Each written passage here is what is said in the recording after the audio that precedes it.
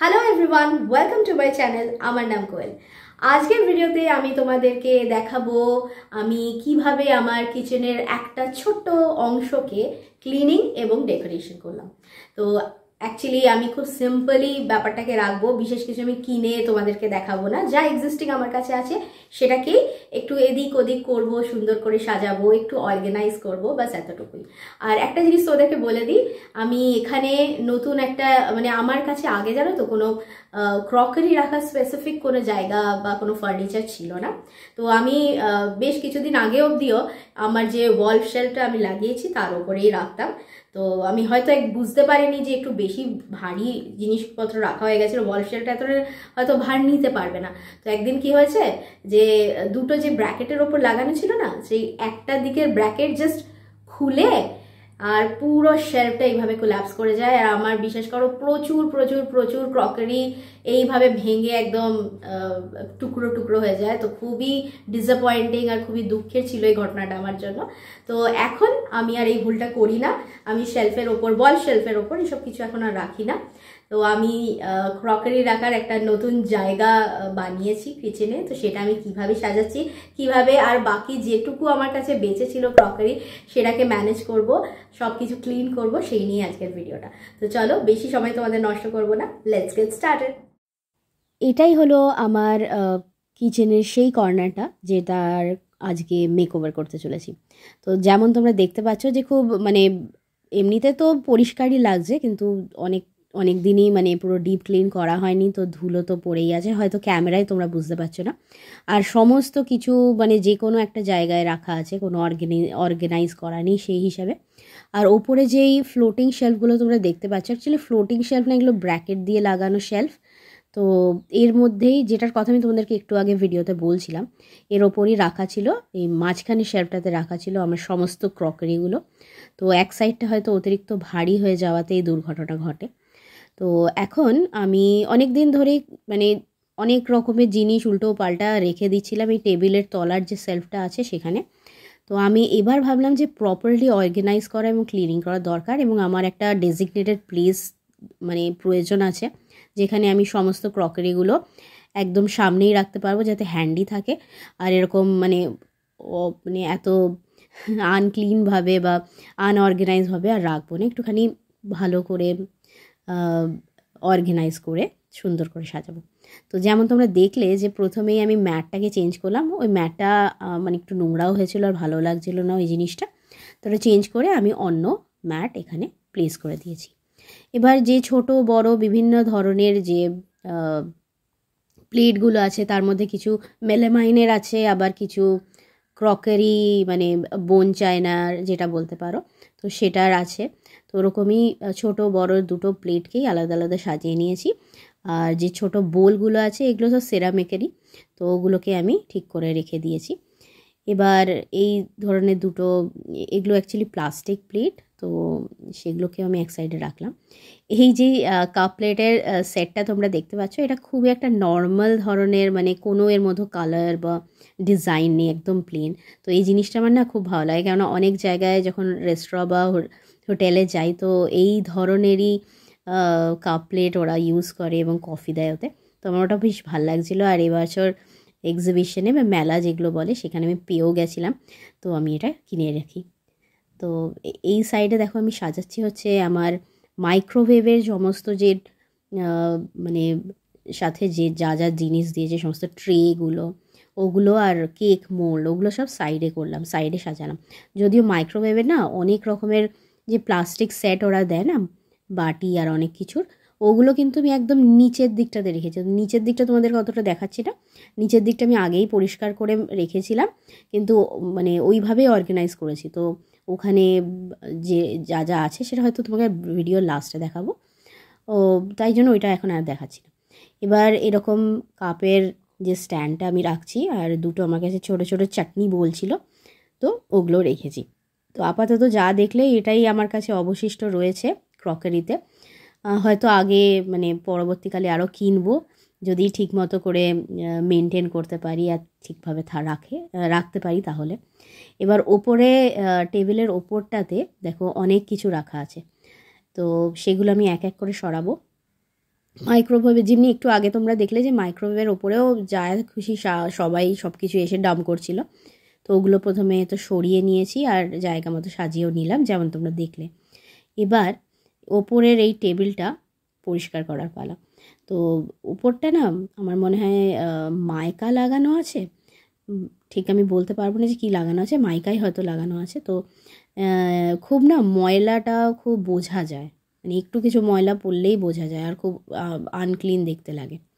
তো সেটা আমি ভালো করে ক্লিন করে নিয়েছি। এবার এইটা দেখতে পাচ্ছ তোমরা, যেটা হচ্ছে রুটি বেলনা, কি বলে বেলনা চাকি, রুটি চাকি। তো তার ওপরে আমি আমার কেটলিটাকে, ইলেকট্রিক কেটলটাকে রেখেছি একটু হাইট দেওয়ার জন্য। কেননা আজকাল তো জানোই যে সব কিছুতে, আমাদের ফ্রিজটার সাথেও তাই হয়েছিল, সব কিছুতে কেন জানি ওরা ওয়্যারের লেন্থটা খুব কম দেয়। আমাদের মানে পুরনো যে ফ্রিজগুলো আছে তাতে কতটা লেন্থের একটা ওয়্যার অ্যাড থাকে যেটা আমরা প্লাগ করি, কিন্তু এখনকার আমি দেখি যে নতুন যে আমাদের ফ্রিজটা আছে স্যামসাংয়ের, তো সেটাতেও আমি নোটিস করছি যে মানে ওয়্যারের লেন্থটা না খুব কম দেয়। এর ক্ষেত্রেও তাই হয়েছিল। তো প্লাগ অবধি লেন্থটা মানে পৌঁছাচ্ছিল না। তো সেই জন্য একটা কিছুর ওপর রেখে হাইটটা বাড়ানোর জন্য আমি ওরকম একটা রুটি চাকি ইউজ করি।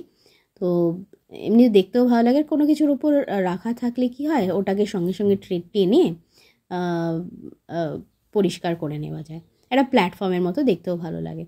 তো যেমন তোমরা দেখলে যে কেটলিটা কিন্তু প্রচুর নোংরা হয়েছিল, তোমরা ক্যামেরায় হয়তো বুঝতে পারছিলে না যেহেতু হোয়াইট কালার তো, আর এটা প্লাস্টিকের, তো উপরটা না খুব নোংরা আর বাজে লাগছিল। তো আমি ধরো এটা হচ্ছে ইলেকট্রিক কেটল, তো তুমি একদম কলের তলায় ধরে ভালো করে ঘষে তো ক্লিন করতে পারবে না, কেন পরবর্তীকালে শর্ট সার্কিট হয়ে যেতে পারে তার জন্য।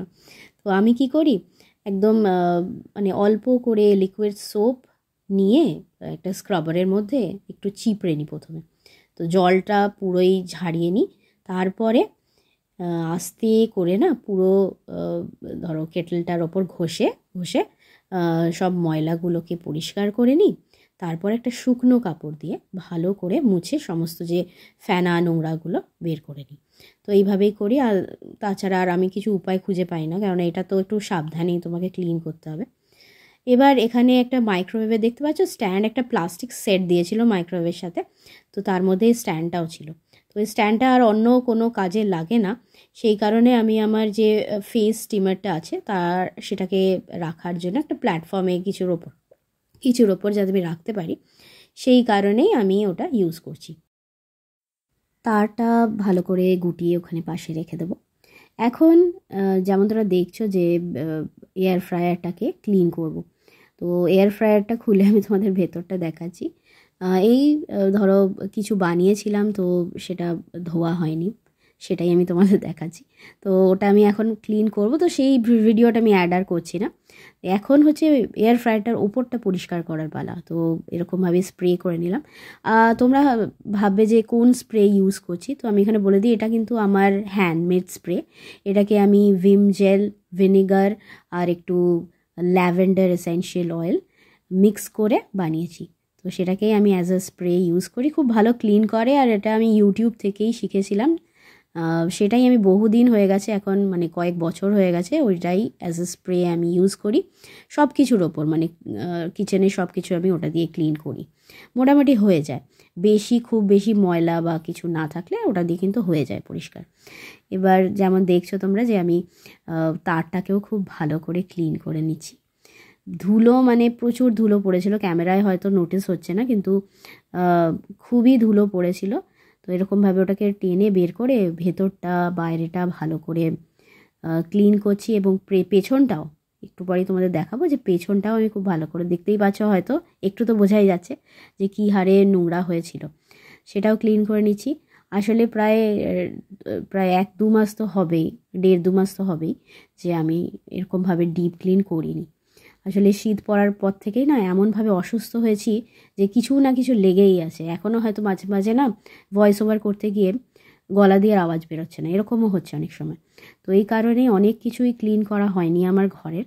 তো ফাইনালি যখন একটু বেটার কন্ডিশনে এসছি, তো আমি ভাবছি যে সব এবার ক্লিন করা যাক, এইভাবে এত থাকা যায় না বেশি দিন, তো সেইটাই করছি।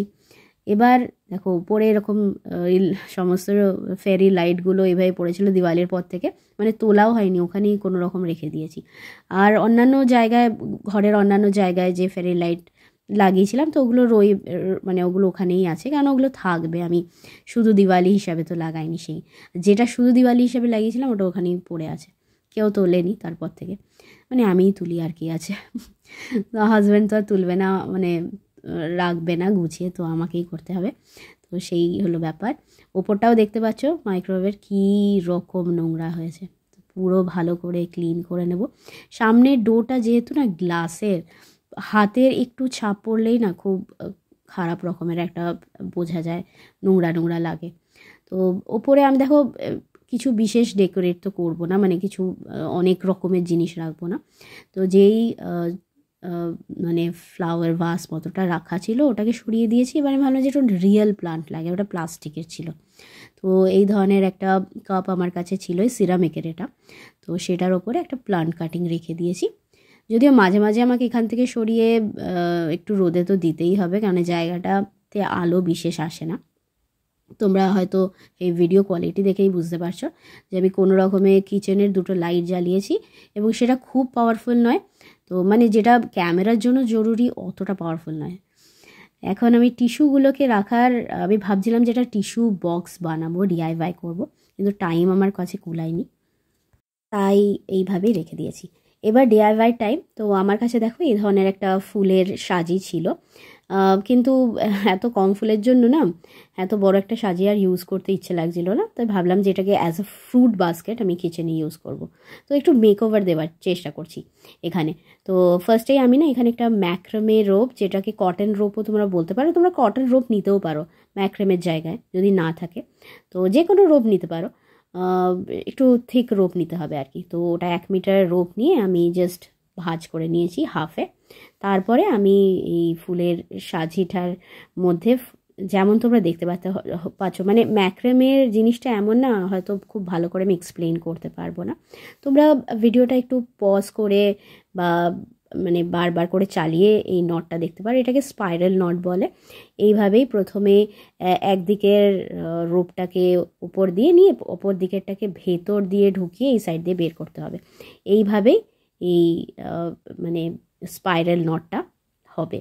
এবার দেখো বডিটার জন্য না আমার কাছে একটা, বডিটা কীভাবে মেকওভার করবো বা ঢাকবো কীভাবে, তো সেই জন্য আমার কাছে ছিল একটা জুট ক্লথের পিস, তো সেটাকেই আমি গ্লু দিয়ে স্টিক করে দিয়েছি। এবার এই ধরনের রোপও কিন্তু আমার কাছে আছে, এটাকে মনে হয় বলে গ্রাস রোপ। এই ধরনের রোপ আজকাল কিন্তু ইজিলি তোমরা পেয়ে যাবে বিভিন্ন ক্রাফট স্টোরে। আর হার্ডওয়্যার, আমি কিন্তু হার্ডওয়্যার থেকে কিনেছি, তো আমি সেটাই বলবো যে হার্ডওয়্যার বা ক্রাফট স্টোরে পেয়ে যাবে।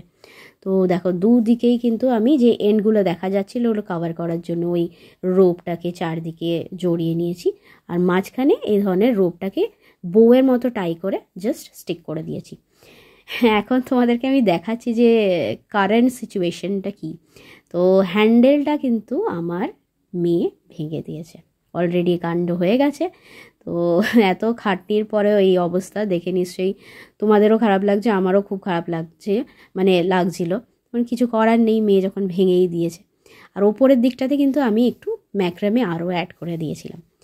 এবার ওটা আমি অ্যাজ এ ফ্রুট বাস্কেট তো ইউজ করছি, আর ফ্রায়ারের ওপরে রেখে দিয়েছি। এবার এই ধরনের যে দুটো না আমার কাছে হিট প্যাড ছিল, এগুলো কাপড়ের আর বেশ সুন্দর দেখতে, তো সেটাকে আমি একটা ওপরে জাস্ট ঢেকে রাখছি যাতে পোকা টোকা না বেশি ফ্রুটসের ওপর যায়, তাই জন্য ঢেকে রাখলাম আর নিচে দিয়ে রাখলাম ওরকমভাবে, মানে ইউজ করছি আর কি, খুব একটা কিছু বুদ্ধি করে কাজ করছি না, এই জায়গাটাতে জাস্ট ছিল বলে এইভাবে ইউজ করে নিচ্ছি। এবার সাইডের এই যে জায়গাটা দেখছো, এখানে আমি আমার কিচেন সমস্ত টাওয়েলগুলো, মিটেনটা ওখানে প্লেস করছি। আর দুটো আমি কোস্টারও সাইডে রাখছি, যদি হট করে ধরো কিচেনে কখনো কিছুর জন্য দরকার পড়ে যায়। এবার ফাইনাল লুকটা দেখো। নিচের যে জায়গাটা তোমাদেরকে আগেই বলছিলাম যে ওটা আমি ক্লিন করা আছে, কিন্তু মানে খুব বেশি সুন্দর নয়।